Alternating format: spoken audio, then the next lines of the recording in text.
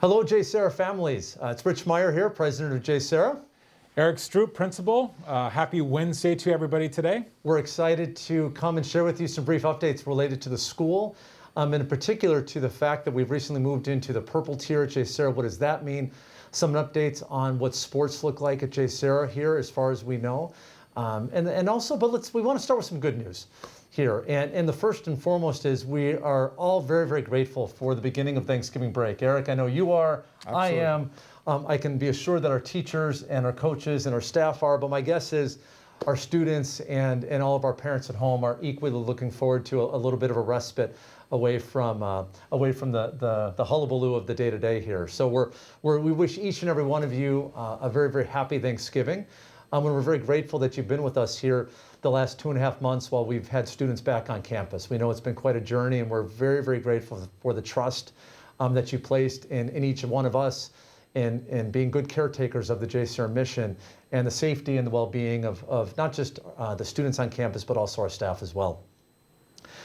We have some great news. As we start the school year, a couple weekends ago, we had our school's, we'll call it our annual gala or on court, a nice big wine tasting event that was held off campus and out in Laguna Beach. And the event actually, Eric, sold out in less than 24 hours. Yeah, it was a blast. Thanks to all the parents who put their time in to volunteer it. My wife and I had a great time. I know Rich, you and Ann had a great time. It was just it was a different fundraising event for JSerra, just like the golf tournament. It was a different thing or golf disc tournament that we did this year, but just a lot of fun. And again, to those parent volunteers who made it happen, we thank you on behalf of the school. A great reflection, I think, of our school spirit, right? The spirit of, hey, we always have this can-do entrepreneurial attitude about, even amidst a lot of obstacles, let's find a way to get done the things we need to get done, and having an opportunity to come together and camaraderie and fellowship, and raising money for a good cause to support all of our COVID initiatives and the scholarship fund and all the emergency financial grants we gave out to families to start this year was a really great celebration of JSerra. And special thanks to chairs of the event parents Kathy Kasdorf and Tony Farmer. Also in some great news, we haven't been able to have shadows, prospective students on campus this year because of our COVID restrictions. But boy, Eric, I was looking earlier this week at some of the statistics of our admissions or applications so far to date. And as of the beginning of this week, we have over 400 applications already for our incoming freshman class. And when you compare those stats to just where we were 2 years ago, at this time we had about 200 applications. So there's a lot of people out there that want to be at JSerra, and we look forward to being able to continue to build great classes to support and sustain this beautiful mission that we've all been called to be a part of. Eric, a couple of days ago here in the state, we moved to this purple tier, or we moved back, I should say, to the purple tier. And I know you fielded a lot of questions, I fielded a lot of questions. Why don't we take a minute to just share with some of the families, how does that impact JSerra, this notion of being back in purple? Yeah, so you probably saw the governor, as he put it, put the emergency brakes back on things in California due to the high rate of COVID transmission that's occurring. What it really does for the school, in some respects, it puts us back in August in the sense that there's just things we can't do. So having indoor athletic activities in the gym is pretty much well, not the only thing, but it's a major thing that we're no longer able to do. So we had some classes and some teams that were practicing in the gym, and that's something that's just going to have to stop until we get back into red. It also means that we can't have all-school mass on Wednesday. And that's a misnomer. This year we were only having about 100 students at mass on Wednesdays, but due to this going back into the purple, we can't have school-wide mass or even 100 members of our school community in mass. But it doesn't impact anything about school. So we can still run our regular school day. We still have lunch. We still have kids on campus. Unless something were to change, and hopefully it doesn't, but we still continue on to have all of our students on campus every day. And that's something that we're very, very thankful for in this Thanksgiving season. Eric, I know as we're all excited to head off for Thanksgiving and have a little bit of a respite from the day-to-day here of academic activities at JSerra, but I know our students are also looking forward to coming back, and maybe looking forward isn't the exact right word, but they're looking forward to the fact that they have final exams. So why don't you talk a little bit about what does finals look like, particularly when we still have a little bit of a blend of about 90% of our students on campus with about 10% learning virtually right now. Yeah, to Rich's point, when we come back from the vacation, we have about a week and a half, 2 weeks of school, and then we start finals. That's second Friday we come back. We have our first set of finals, and it's going to look like finals from previous years. We're going to have basically 2 periods a day of finals. Most students are going to be done with their finals at about noon. If you're a SERP student, you're probably going to be taking your finals in the afternoon because we can't have SERP finals take place at the same time as non-SERP finals, just given the size of our campus and trying to maintain room within those classes. We also have to those students that are at home, they are going to be required to come in and to take their finals. Our faculty are pretty adamant about the fact that we want all of our students who are, unless they're physically unable to be here, they need to come in to take their finals. So we're going to work with those students who have been taking their classes online to make sure that they still get that same finals experience as their classmates. And I think you talked, Eric, with some of the faculty and some of the other administration about we're willing to be accommodating. Meaning if that means that you're uncomfortable being inside or you're uncomfortable being around other people, that we can be accommodating, but to have that on-campus final experience, particularly for academic integrity purposes, is really important for us. Yeah, there's been rumors out there that if you are taking your classes online, you get to take your finals online and they're open book, but if you come to campus and take your finals in person, it's closed book. And that's just not something that we would ever do. So we want to make sure that if you are taking your finals, and whether it's in the regular classroom construct, or as Rich said, maybe you're taking them after school in a much smaller environment, maybe an outside environment because you have concerns about COVID, then that's something that you'll be able to do. But it's very important. Finals, we're a college preparatory high school. Finals are always part of our academic program here, and we want to make sure that all of our students take their finals this December. I think one of the other concerns is I think from a parent's perspective, and Eric, I know you have a son who's involved in sports here. I have a son and a daughter who are involved in sports here as well. And I think the question that's on a lot of our minds is, what does the sports seasons look like? We know we put the brakes on starting officially the CIF sanctioned sports seasons, and the CIF's rules are, or the way that they've laid out the seasons, that they're slated to begin here toward the middle of December. Why don't you take a moment to share what our reading of the tea leaves and what that may look like here Sure. as we move into second semester? Well, one thing that the CIF has been adamant about is they're not altering their calendar. So the dates that they have for competitions are not going to be changed. The dates for the CIF playoffs aren't going to be changed. The dates for league play is not going to be changed. What we don't know is if the season's going to be able to start on time.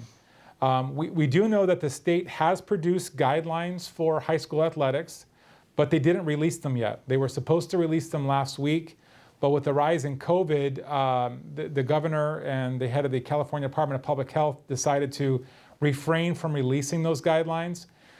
Speaking with the other Trinity League principals and other Trinity League administrators involved in athletics, we're very confident that there's going to be a sports season. I'm not so certain that it's going to start in December, however, as originally planned. So I would imagine that those sports that were supposed to start in December are probably looking more like a January start. The sports that were going to start in the spring season are still supposed to start on schedule, but we're just waiting for those guidelines, and those could literally be out any day. But I know the state has said all along that they're supportive of having an athletic season for all sports. And I know you as a sports fan and me as a sports fan, Rich, we're looking forward to seeing our students being able to compete in their particular venue. For sure. And as a parent, when we think about, you'll recall that for this year, if you've been a returning family to JSerra, you'll recall that we initiated a new process with our sports fees this year, where the single participation for the sports fee was $2,000. And that allows students to participate in multiple sports here on campus rather than having to pay individually per sport as families go. And we did a lot of that because we wanted to encourage participation in multiple sports for our students on campus. We feel that's a very important aspect of our holistic approach toward educating young men and women. In light of the potential delay of the start of the season, and not knowing what it may look like for the sports starting in December or January, we at the very least are going to delay the billing cycle, if you will, for those who would be normally participating in sports come the start of December or January. We will continue to communicate with you and be proactive as we've tried to be, not just this school year, but frankly since the start of COVID back in March. So again, we'll continue to communicate with you what our plans are and how we can feel we can arrive at something that is fair and just based on the amount of competition that students are actually able to participate in as the events unfold in the coming weeks. Yeah, I mean, I think if this year has taught us any lessons, it's you got to be flexible, and you have to change your plans on the fly sometimes, and that's where we find ourselves with respect to sports. We had hoped to have everything under lockdown, as it were, for the start of the school year, but we just have to be flexible, and we want to make sure that we're fair with our students and fair with our families with sport fees. And but again, we look forward to the sports season beginning, and that'll be a great day when we can see our kids competing against other schools. For sure. Eric, also one of the things that we're thinking about is we know that with approaching Thanksgiving Day or Thanksgiving holiday, that there'll be some families who are seeking to travel, do something, greet other family members, and the governor's mandates here in the state of California notwithstanding, perhaps you could speak a little bit to how travel may impact students here at JSerra. Sure. The state came out last week with a number of regulations related to the COVID situation that we find ourselves in, and they gave the recommendation that if families are traveling, whether it's out of the state or in the state of California, that when they return from their travel, that they quarantine for 2 weeks. It was a recommendation, it's not a requirement, and that's the way we're looking at it as a school. We're not going to be tracking students and asking families to identify if they traveled and verifying if they quarantine. That's simply a recommendation from the state, so we're going to leave it to the better judgment of our families in terms of the decisions that they make. What we would ask is that everyone just take the best care to make sure that they make good decisions during the Thanksgiving break. Just today, Rich, we had both. We found out that both a teacher and a student tested positive for COVID. Those were only our second and third positive cases of COVID this entire semester. Thanks be to God. But it brought to mind the fact that COVID is increasing in the state. It's increasing throughout the country, as we all know. And we're not immune to it here in South County. So we just want to make sure that all of our families are enjoying Thanksgiving, but doing so safely. Mm-hmm. And if you do travel, if you want to heed the state's recommendations, again, that's your choice as a family. Yeah. And again, here on campus, we've continued to make every effort that we can to communicate to you with frequency, with regularity, with respect to COVID cases on campus, right? You've seen in our weekly newsletter, the Line Lowdown goes out. Almost every week, we've been able to report 0 student cases and 0 staff cases. And as Eric just mentioned, we just had our first, just today, our first student, our second student, our first staff member test positive. So we are initiating all of the protocols, contact tracing. So if your student was in contact with either this faculty member or the student on campus, you will be alerted by our school nurse or as a staff member by someone from our HR department. I passed the classrooms today. A thorough deep cleaning and disinfecting these particular areas was already underway. Mm-hmm. So again, we take the protocols that we've communicated to you very, very seriously, and know that we are striving to be as focused on these as we were the first day we opened school, as we are 2.5, almost 3 months later.